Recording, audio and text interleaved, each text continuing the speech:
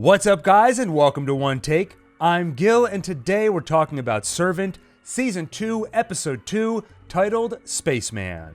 Servant is a show that often treads into silly territory, like Julian faking the Jericho kidnapping.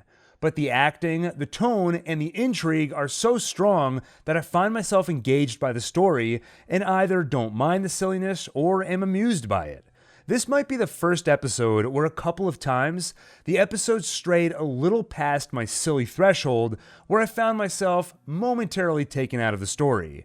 Overall, I still enjoyed the episode, but because of the silly factor, it wasn't one of my favorites. I'll talk about specifics in the recap. First, quick reminder, if you enjoyed this video, please remember to like and subscribe for more just like it. On to the review. The episode opens with someone under the covers of Leanne's bed. Then, it's revealed to be Julian. He stares at the hole in the wall where Sean's camera was planted, but is stirred from his reverie by the sound of running bathwater.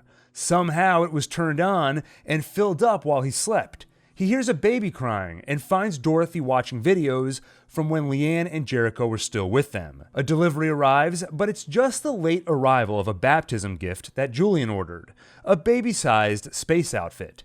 A gift that so perfectly suits the Julian character, and I love how this show, despite its dark themes, still maintains a sense of humor.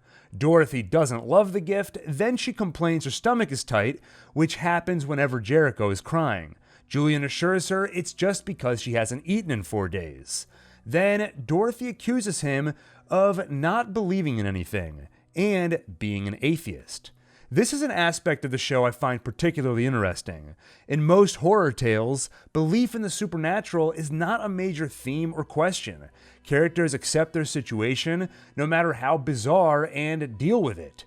Here, there is a real question of belief. Sean seems to be accepting the divine more and more, while Dorothy's position is less clear. She began to emulate Leanne's religious tendencies last season, but it'll be interesting to see how things change with Leanne's betrayal and Dorothy's loss of the baby. She scoffs at Julian's atheism, but what does she believe, if anything?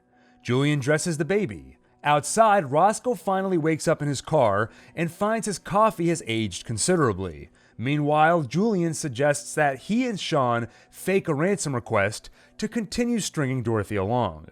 By the way, this is something I didn't comment on in my previous review, but the treatment of Dorothy is pretty tough to swallow this season.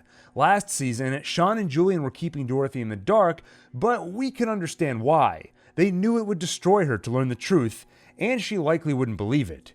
Here, they're not just keeping information from her, but actively lying to her and manipulating her. It's an especially uncomfortable thought when you consider the grief she's in, believing her son is being held captive.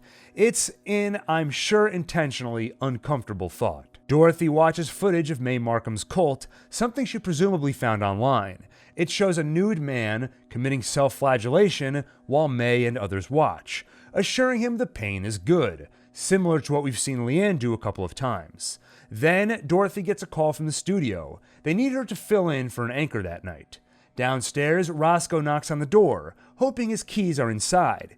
He asks if there's any food left over from the party, as he is starving. This was another laugh-out-loud moment for me. Roscoe is still unaware that he's been missing for days, and Sean's reaction to Roscoe's request for food felt very genuine and funny. What? Julian helps Dorothy get ready for work. He asks if she should really be going into work now, and she assures him that she's doing it for Jericho. As she heads downstairs, Sean quickly hides Roscoe.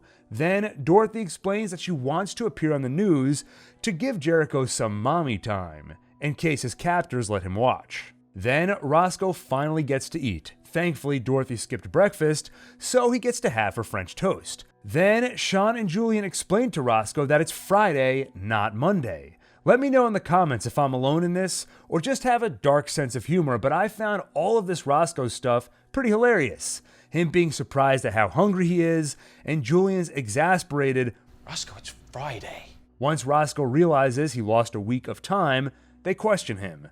However, he remembers nothing after he saw Mae. On his phone, they do find a recording. It seems he accidentally recorded a video while the phone was in his pocket. They play the recording and we hear some clinking, maybe chains used to restrain Roscoe. We hear a zipper open, then Roscoe begging. He says, "Please." Then a door closes and Roscoe continues, "Please make it stop." Leanne reassures him, "There's no need to be afraid, Roscoe." Roscoe sobs as she continues, "We're here to help you. Nothing bad is going to happen to you." Then Roscoe cries out, "I don't want to be here." When Roscoe hears himself crying, he walks over. Julian and Sean resume their questioning, but he insists he remembers nothing. So Julian threatens to pull his teeth out. Another hilarious moment from Julian. Sean suggests they invite Natalie over, and although Julian hates the idea, they proceed. They ask her to hypnotize Roscoe, and she smugly asks Julian for an apology, who often chides her for the belief in hypnotism. Then she hypnotizes Roscoe and gets him to recount some of what he saw. He recalls being taken to a dark room where he smelled something rotten. It clearly disturbs him as he immediately starts crying. He mumbles and manages to get out the words, "He's behind the door." Then they're on their knees for him. They're bleeding. His hand is a hook. Sean asks if the baby was there, and Roscoe says the baby is crying, passing baby forward, where he waits. He's holding him. He takes out the eyes and he throws them away. Then they wake up Roscoe. After the hypnosis, Julian is convinced Roscoe's memories were the result of a drug-induced hallucination. However, Natalie assures them Roscoe had a near-death experience. As I mentioned at the top of my review, there were moments that strayed a little too far into silly territory for my tastes. This scene was one of them. First, Natalie feels a little bit like a cheat code. Her area of expertise is left vague enough that when Julian and Sean bump into something unknown, the answer is simple: call Natalie. However, even if we're on board for Natalie the hypnotist, the scene made hypnotism look so incredibly easy. The scene began with Natalie getting Roscoe's consent to be hypnotized, so it doesn't seem we missed any of the induction, meaning all it took was for her to touch Roscoe's hand and have him count down from 100 to 95. I definitely don't need to see a lengthy induction process, but perhaps if they'd implied she did more prior to what we saw on screen, it would have worked better for me, rather than hypnotism seeming as easy as, "Okay, ready? Boom, you're hypnotized." Putting all that aside, what can we glean from Roscoe's memories? He specifically said his hand is a hook, and later, he takes out the eyes and he throws them away. So I wonder if Roscoe saw someone using a hook-like tool to remove someone's eyes. Perhaps as part of a cultish ritual. Maybe he saw George, or maybe he saw someone who literally has a hook for a hand. Maybe someone important within the ranks of the cult that will meet down the road as a sort of villain. I found the mention of the baby very curious because we know, or at least I believe, the cult did not take Jericho.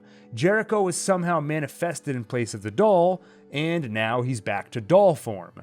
However, Natalie is certain Roscoe had a near-death experience. So maybe he did glimpse the afterlife and truly saw Jericho. If he did dip into some post-death reality, that would explain why the memories are so intensely emotional for him. Though I do wonder why the church would give him that experience. Perhaps it's their method of existential torture. Once they found a PI watching them, they needed to know what he knew about them. So they dip him in the afterlife, terrify him, and get him to talk. Once they realized he knew nothing, they wiped his memories and sent him home. On the news that night, again the show doesn't lose its sense of humor. Dorothy bizarrely reads all the headlines in a soothing voice in case Jericho is listening. Meanwhile, Natalie finds Julian making a ransom note out of macaroni. Then she asks him, "Why are you looking so hard for this baby?" I laughed at Julian's macaroni line, but I do find it bizarre that Natalie is allowing Julian to continue with this charade. I know she's expressed some hesitancy lying to Dorothy, but I think this would all cross the line so much she would finally take more of a stand. But the next part of their conversation is interesting. Julian insists he's looking for the baby to help Dorothy, but when Natalie asks if Julian misses the baby too, he says he's always wanted to go deep into space, far enough to hit the edge and bang on the effing wall. Turns out there might not be a wall, so I decided not to go, Julian says. Natalie then assures Julian that to get better, he needs to believe in something. I enjoyed this moment. It was an unusually poignant Julian. I think his mention of space was essentially him saying that he used to have dreams, and used to believe the world was full of wonders worth exploring, but he's lost interest in all that. Why did he bring this up in response to Natalie asking if he missed the baby? I think he's essentially saying that he doesn't miss anything, and he doesn't really believe in anything, let alone the baby. On the news, Dorothy ends by announcing Leanne Grayson is missing, shows her picture, and asks for anyone who has information on her whereabouts to come forward. This was another moment that felt a little silly to me. The other anchor was caught off guard when Dorothy brought up Leanne, so it seems she surprised the station with it. Yet they must have known about it because they had the picture of Leanne ready and were able to pull it up on screen. Anyway, not a major complaint, but after the hypnotism stuff, I think my brain was just primed to look for things that felt a little over the top. Also worth mentioning that Dorothy's co-anchor says goodnight, and she ends with night-night, which got another chuckle from me. Later, while Dorothy is showering, Sean gets a call from Leanne, who asks, "Why is she looking for me?" Strangely, the pipes seem to act up at that moment, stopping Dorothy's shower. Leanne asks Sean, "Why haven't you told her what she did?" Despite my misgivings about this episode, I'm excited by the prospect of where it ended. The dynamic created by having Leanne in the house is a big part of what made season 1 so enjoyable and intriguing. So it's good to hear her voice and see that the Turners will be colliding with her again soon. It also seems clear, given Dorothy's shower issues, the moment Leanne called, that the structural issues with the home are a result of whatever dark forces they are messing with. And I think a major theme of this season will be facing reality and facing your guilt. I doubt this will be the last time that Leanne presses Sean to tell Dorothy the truth about Jericho. Anyway, I think we can wrap it up there. Let me know what you thought of the episode in the comments, and if you enjoyed this video, please go ahead and hit the like button, hit the subscribe button, and hit the bell icon for more videos like this one. Thanks for watching, and see you on the next One Take.